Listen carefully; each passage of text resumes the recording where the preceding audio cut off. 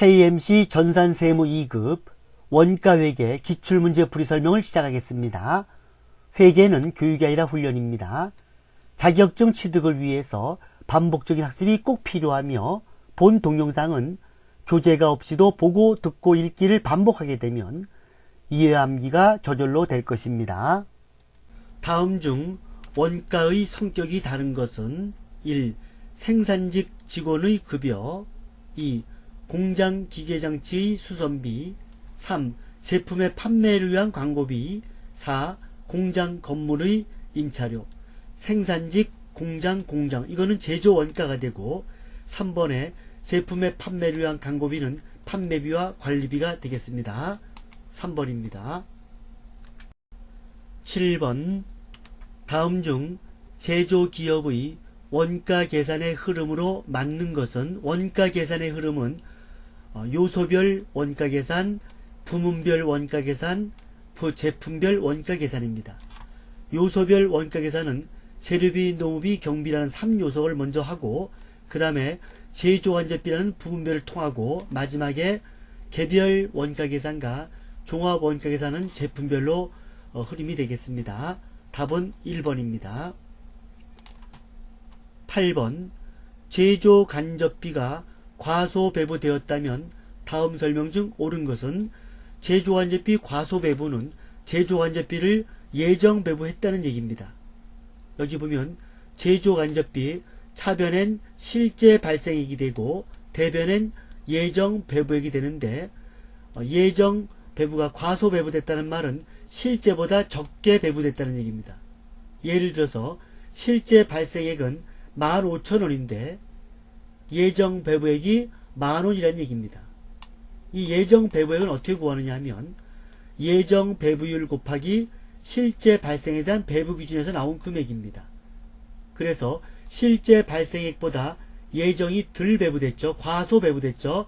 그럼 배부 차이는 대변에 발생을 합니다. 1번 실제 제조 간접비는 예정 제조 간접비보다 적다. 실제 제조 간접비는 예정보다 많죠. 틀렸습니다. 크다. 2번 제공품에 배부된 제조 간접비는 실제 제조 간접비 발생보다 적다.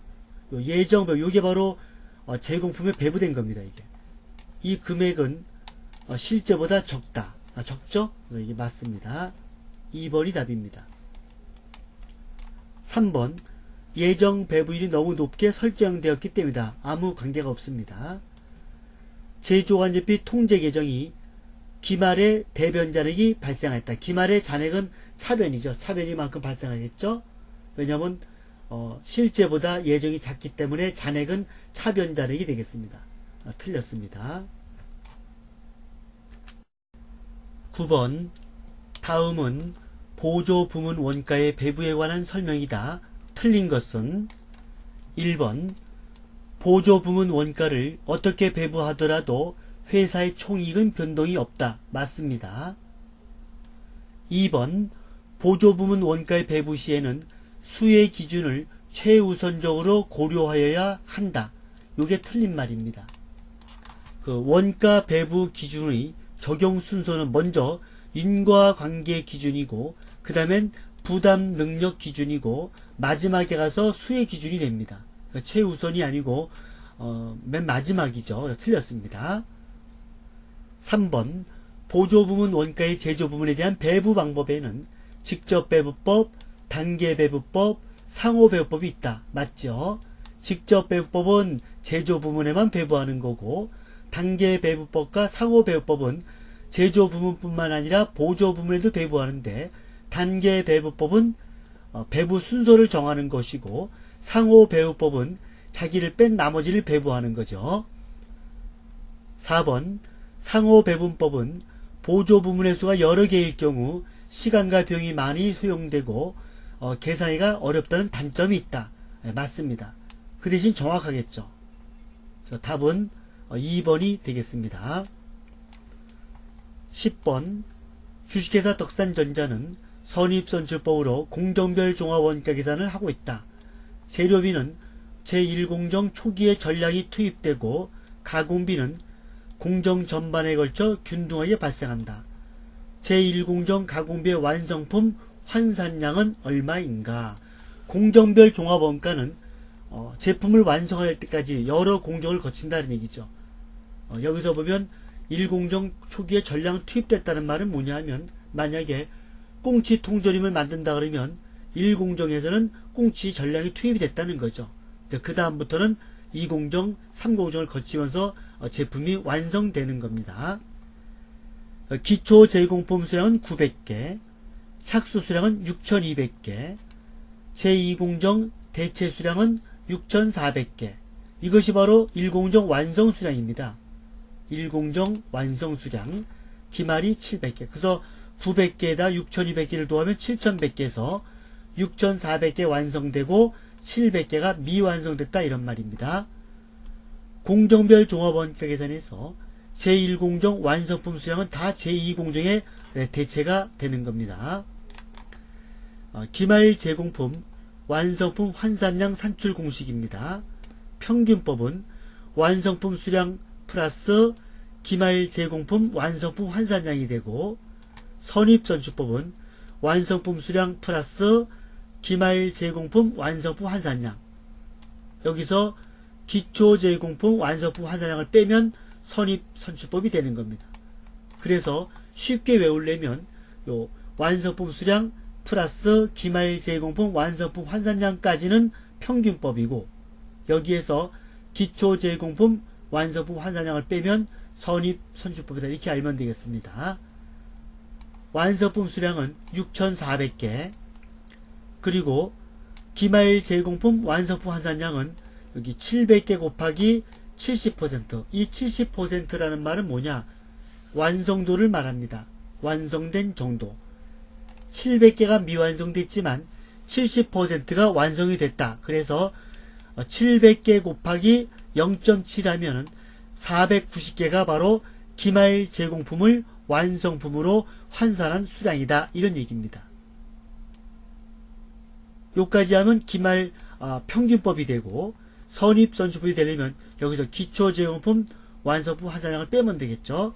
900개가 기초인데 80%가 완성도입니다.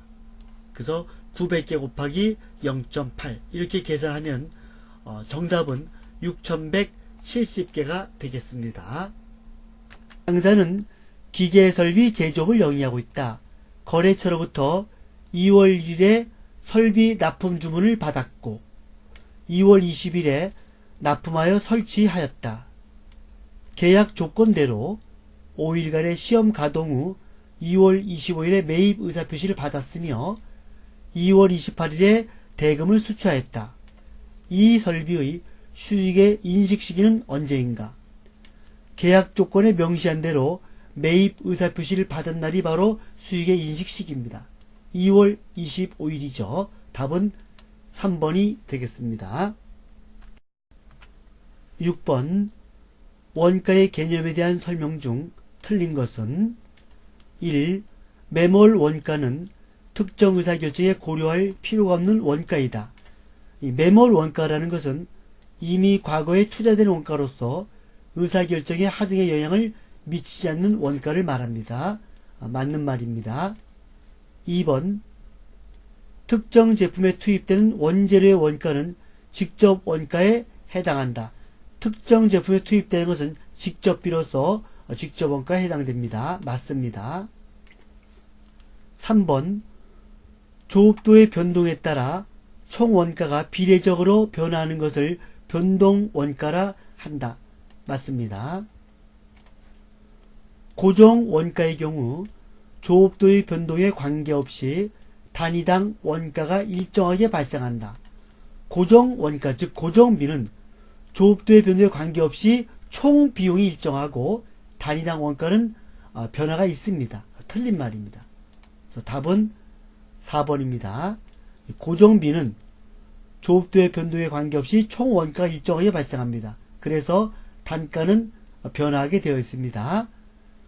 원가 형태를 조업도에 따른 분류를 해보려면 조업도는 생산량 또는 작업시간을 말합니다. 예를 들어 보겠습니다. 생산량이 1개일 때 총 비용이 100원, 10개를 만들어도 100원, 100개를 만들어도 100원. 이런 경우가 바로 고정비입니다. 고정비. 고정비. 그래서 고정비는 조업도가 증가할 경우에도 고정 총비용은 변하지가 않고 그 대신 단가는 감소합니다. 이렇게 단가는 감소가 되는 겁니다. 변동비는 단가가 불변이에요. 한 개 만들 때 100원짜리가 100원, 10개 만들면 100원짜리가 들어가니까 총비용은 1000원, 100개를 만들면 총비용은 만원. 그래서 변동비는 조업도가 증가할 경우 변동비 단가는 불변합니다. 단가는 변하지가 않습니다. 그러나 변동비 총비용은 증가를 하게 되어 있습니다. 7번 다음 중 제조원가 명세서에 나타나지 않는 것은 단기제품 제조원가 나타나죠. 단기재료 사용액 나타납니다. 단기재료 구입액 나타납니다. 단기제품 재고액 이것은 손익계산서에 나타납니다. 답은 4번이 됩니다. 8번 다음 중 보조부문 상호간의 용역수수를 고려하여 배분하는 방법만 모두 고르는 것은 상호배부법, 단계배부법, 직접배부법이 있는데 직접배부법은 보조부문 상호간의 용역수수를 완전히 무시하고 배분하는 방법입니다. 그래서 직접배부법은 제조부문에만 직접 배부하는 방법이고 상호배부법과 단계배부법은 제조부문뿐만 아니라 보조부문에도 배부하는 방법입니다. 다만 상호배부법은 자기 자신을 뺀 나머지를 다 배부하는 완전 배부고 단계배부법은 보조부문 상호간의 배부 순서를 정해서 배부를 하는 겁니다. 그래서 상호배부법, 단계배부법 A와 B 3번이 정답이 되겠습니다. 9번 종합 원가 계산 방법 중 원가 흐름에 대한 내용이 다른 것은 무엇인가? 종합 원가 계산에는 평균법, 선입선출법, 후입선출법이 있는데 주로 평균법과 선입선출법을 사용합니다. 평균법은 완성품 산출할 때 기초제용품 완성분과 단기착석 완성분을 구분하지 않고 선입선출법은 기초제품 완성분과 단기착수 완성분을 구분하여 계산하는 방법입니다. 그래서 완성품 환산량 단위당 원가를 산출할 때 평균법은 기초제공품 원가에다가 단기총 제조비용을 더해서 완성품 수량 그리고 기말 제공품 환산량으로 나눠주는 겁니다. 선입선출법은 단기에 들어간 단기총 제조비용을 완성품 수량 플러스 기말 제공품 환산량 마이너스 기초제공품 환산량으로 나눠주는 겁니다.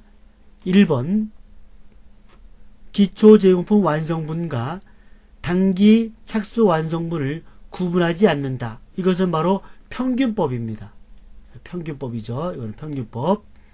2번 환산량 단위당 원가의 배부 대상이 되는 원가에서 기초제품 원가가 포함되지 않는다. 포함되지 않는 것은 선입선출법입니다. 이거는 선입선출법. 3번 완성품 원가의 계산 시 기초제공품 원가가 별도로 가산된다. 이거는 역시 선입선출법입니다. 기초는 별도로 계산합니다. 4번 단기 발생 원가는 단기에 수행된 작업량의 완성품 환산량에만 배분한다. 이 단기 발생 원가, 즉 단기총 제조비용은 완성품 환산량에만 배부됩니다. 여기 보면 완성품 수량에다가 기말을 더해서 기초를 뺀 게 바로 완성품 환산량이 되는 겁니다. 선입선출법입니다.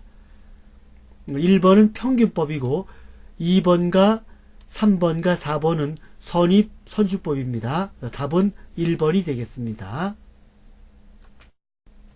10번 다음 자료에서 종합 원가 계산 시 비정상 공소수량을 계산하면 얼마인가? 단 정상 공소는 완성품 수량의 5%로 가정한다. 기초제용품이 100개, 착수가 900개, 기말이 100개, 공소수량이 60개입니다. 공손이란 것은 품질이나 규격이 일정 수준에 미달하는 불합격품을 말합니다.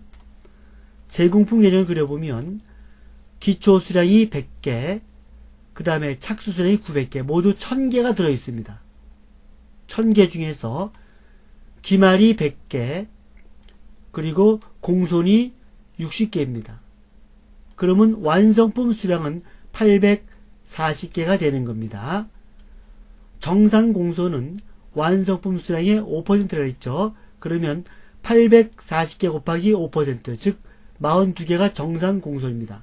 정상 공손이란 말은 어느 정도 불합격품을 인정하는 겁니다. 그러면 비정상 공손은 몇 개가 되냐 하면 공손은 60개죠. 60개에서 42개를 뺍니다. 42개를 빼면 18개, 즉 18개가 바로 비정상 공손이 되겠습니다. 부천 정상 컴퓨터 전산회계 학원에서는 국비지원 내일배움카드 훈련을 실시하고 있습니다. 실업자 카드 취업 훈련, 근로자 카드 직능 훈련입니다. 평일반은 월수금으로 오후 7시 20분부터 10시 20분까지이고 주말반은 토요일반, 일요일반으로 오후 1시에서 7시까지입니다. 고등학교, 대학교 재학생도 수강이 가능합니다. 인터넷 동영상 강좌 수강 안내입니다. 전산회계 2급, 전산회계 1급, 전산세무 2급, FAT 1급, 정규과정과 기출문제 풀이이며 정규과정 교재 파일은 제공합니다.